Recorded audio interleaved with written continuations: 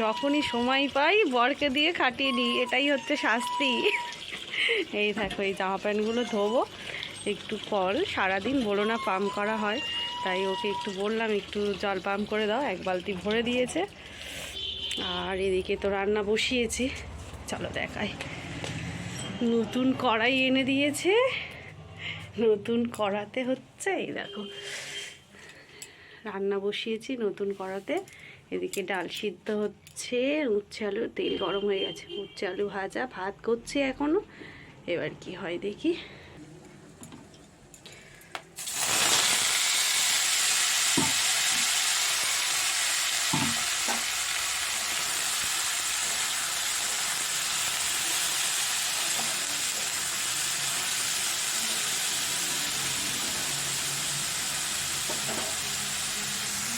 যত কাজ সব কল পাম্প করে করতে হয়, সেই জন্য বরকে একটু যে বলি যে একটু পাম্প করে দাও জামা কাপড় কাচার জন্য, মাঝের মধ্যে দেয়। আর ছেলেদের দিয়ে সবসময় করানো যায় বলো?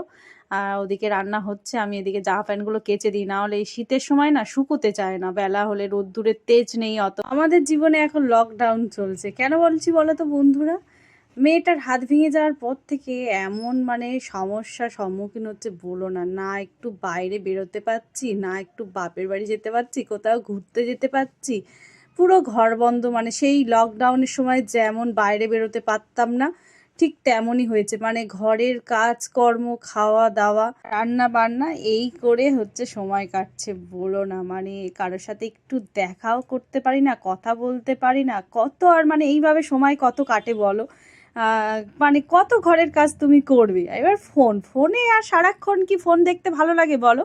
এই শীতের সময় সবাই একটু কত ঘুরতে যাচ্ছে এদিক ওদিক, চিড়িয়াখানা, তারপরে মানে মন্দিরে, কত কোথায় যাচ্ছে, এইগুলো টুকটাক আমাদের কলকাতার মধ্যে যেগুলো জায়গা একটু যাওয়া হতো, কি আনন্দ হতো বলো না, সব বন্ধ। লকডাউনের সময় তবু সব বন্ধ ছিল, আমরাও ঘরে বসেছিলাম তখন হচ্ছে বাধ্য হয়ে। আর এখন তো হচ্ছে মানে সবাই চারিদিকে যাচ্ছে, ঘুরছে ফিরছে, আমরা হচ্ছে বাড়িতে একদমই মন বসছে না বলো না বন্ধুরা, মানে এতটাই কষ্ট হচ্ছে।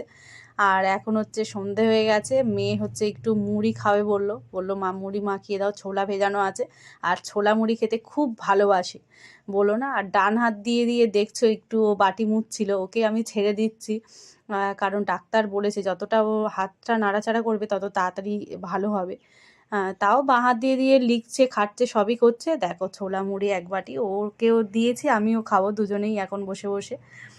আর ওর দেখো না, ওর সে ডান হাত দিয়ে যত বলি কেন মানে করতে চায় না, বেশ কেন বলো তো, ভয় পাচ্ছে খুব, ওটাই মানে ওর একটা মানে অতটা। অন্য দুষ্টু বাচ্চারা হলে তো তারা করতে চায় সব স্বাভাবিক কিছু, আমি মা বলে বলছি, কি বলবো বলো তো, মানে যদি ভেঙে যায় কেটে যায় সেখানে তো ব্যথা লাগবেই, সেটা ওর হয়েছে, ও বুঝতে পারছে। আমি হয়তো বলছি নাড়াচাড়া কর তাড়াতাড়ি ঠিক হবে, কিন্তু ওর মনের অবস্থাটা আমি বুঝতে পারছি না। আর কি বলবো বলো তো, তবু মানে একদম ডান হাতটা তো ঠিক হতে সময়ও লাগছে, ওই জন্যে চিন্তাও খুব হচ্ছে বলো না। আর এখন এই সব বসে মুড়ি টুড়ি খাওয়া হচ্ছে। রাতে আজকের হচ্ছে একটু দুধ এনে জাল বসিয়েছে এখানে, দেখো এখন দুধ জাল দিচ্ছি একটু। আর হচ্ছে রয়েছে রুই মাছ দিয়ে তোমার আলু আর ওলকপির ঝোল, এই আজকে রাতের খাবার। দুধ দিয়ে ভাত খেতে মেয়ে খুব ভালোবাসে, সেই বিকাল থেকে মা দুধ দিয়ে ভাত খাবো আজকের বলো না, আর ওর জন্যই নিয়ে আসা হয়েছে। আর এখন একটু দুধটাও একটু বেশি করে দেয়া হচ্ছে, ওই হাতটা ভেঙে যাওয়ার জন্যে, ক্যালসিয়াম থাকে দুধে সেই জন্যে। আর ও দুধ খেতেও খুব ভালোবাসে। আর বাপের বাড়ি থেকে দুধ দিয়ে যায় যখন আসে ওরা, আমার বাপের বাড়িতে তো গরু আছে বন্ধুরা, তোমরা জানো অনেকেই, যারা আমার সাথে অনেক দিন থেকে পুরনো বন্ধুরা রয়েছো আমার, আর ভিডিও দেখছো। আর যখন আসে মা ভাই ওরা দুধ দিয়ে যায়, কদিন গেলেই হাতের ব্যান্ডেজটা খুলে দেবে, এবার হচ্ছে ফিজিওথেরাপি হবে। আর এই করেই চলছে আমাদের লকডাউনের মতো জীবন বলো কেন।